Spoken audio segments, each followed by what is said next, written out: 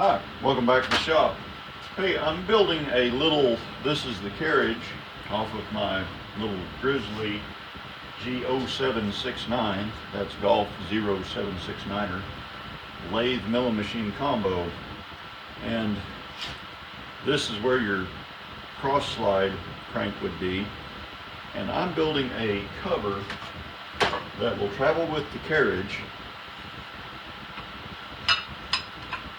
to keep chips from banging down into the ways, or to keep me from dropping the stupid lathe chuck down onto the ways, because I'm much too lazy to go get a board out of the box that's 5 feet away and cover up the ways. So this is a piece of 3/16 steel. I drilled some holes in it. Up through the bottom here, I don't know what these things are called, but this is what goes up on the bottom of it to capture it on the way. So this mounted up here originally with 5mm socket head cap screws. I think these were 5s. Yep, 5mm socket head cap screws. So what I did is I drilled all the way through the existing hole and tapped it all the way through, and then cut some studs, and I've Loctited them into the holes. The Loctite's not quite set on both of them, but the studs are Loctited in. And for nuts down here on the bottom, because there's not a whole lot of room to work, I kind of studied on that, how I was going to do that and make it work. Is that the right way? No. What the heck here? Oh, there we go.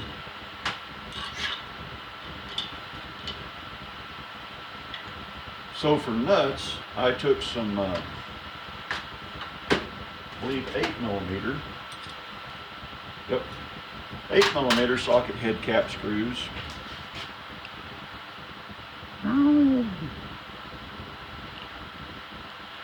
There we go. And I turned them off in the lathe, chucked this up my little 3-jaw chuck, and turned and faced and counterbored, and then drilled and tapped for the 5mm screw, or 5mm stud.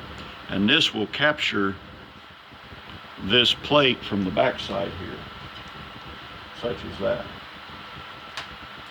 So I guess let's go ahead and put this rascally thing together before I drop some more pieces on the floor.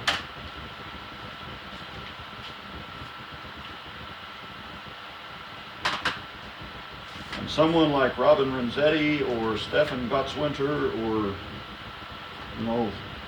guys that actually believe in precision, they'll think this is the most barbaric stuff you've ever seen in your life, but this is about as clean as my shop can get. So when I first bought this lathe, the milling machine,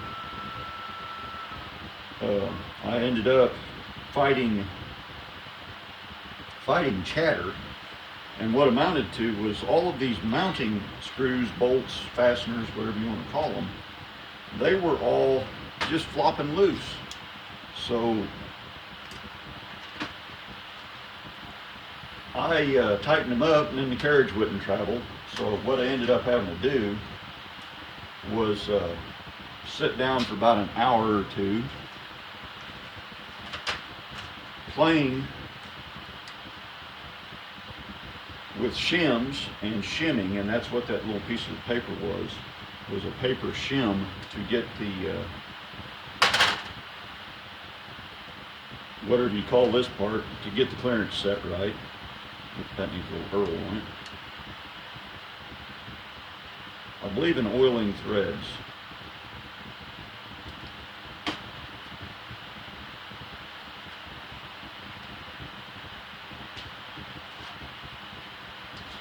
Oh.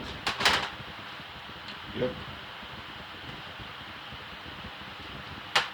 Now, them are just little 6mm or 5mm screws.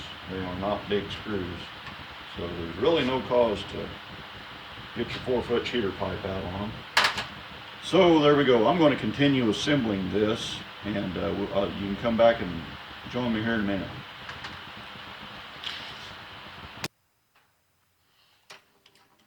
So here we're about put back together, and in keeping with some of my earlier videos, that's a piece of 3/4 inch square stock that's drilled and tapped for the appropriate 5mm, I think, bolt or stud. And this just drops down on there. Now there will be 2 of these nuts, and I made 2 of them, but when I was tapping them, I screwed up and blew the threads out. I don't know what I was doing. When I was backing the tap out, I zoned out for a minute and let it run backward, and it just blew the threads out. You know, taps are sharp, they're cutting tools. But you get the idea. It lets you get right up there. That's close enough that I'll be able to work right up next to the chuck. If I'm doing collet work, then I can always take this off. I mean, it's going to have 2 nuts. And that also covers up my holes for my way oiler, or my oilers there.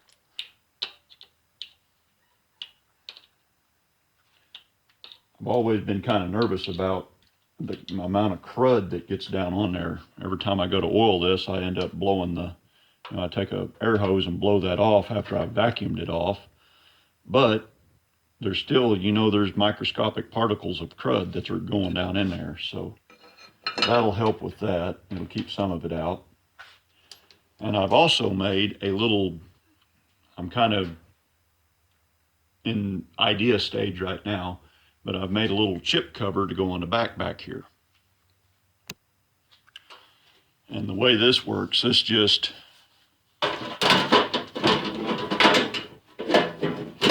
drops in like that. And I just made that out of scrap sheet metal that I had laying around. I'm a tin knocker too, so I've got plenty of scraps of sheet metal. I just wanted to make that out of something that's cheap and I can throw it away. And I'm going to use that for a while and see if I like it. And if I do, I'll end up making a real one out of 1/8 inch or something like that, something that's much more rigid. But this should keep it from flinging chips. It would fling chips out the back side and just flings chips everywhere. So I'm usually the guy that's taking guards off and throwing them away. I never thought I'd be the guy that was building guards and putting them on my own machines. So anyway, hope you learned something. Y'all drive safe. Watch for deer.